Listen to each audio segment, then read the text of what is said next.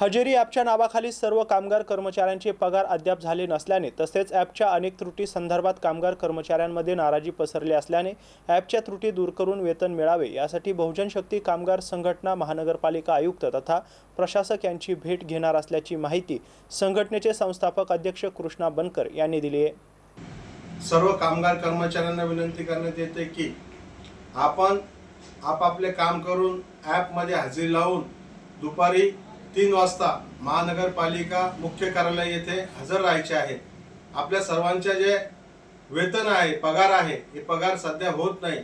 त्याचे कारण एकच आहे की हजेरी ॲपमध्ये खूप अडचणी आहेत, खूप त्रुट्या आहेत आणि त्या त्रुट्याची दूर करण्यासाठी, त्रुट्या महानगरपालिका आयुक्त साहेबांना दाखवण्यासाठी आपण सर्वांनी एक होऊन त्या महानगरपालिका आयुक्त साहेब जी श्रीकांत साहेबांना भेटून आपल्याला आपले घराणे मांडायचे आहेत। येणारा मोठा सण आहे, 14 एप्रिलचा सण आहे।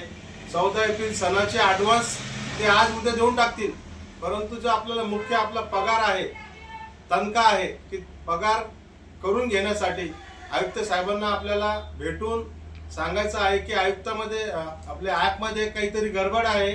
ॲप जे येतं 1-1 घंटा आपली हजेरी लावत नाही, तर त्या सगळ्या घराणे मांडण्यासाठी उद्या तातडीची बैठक महानगरपालिका मुख्य कार्यालय येथे बहुजन शक्ती कामगार संघटनेची महत्त्वाची बैठक आहे।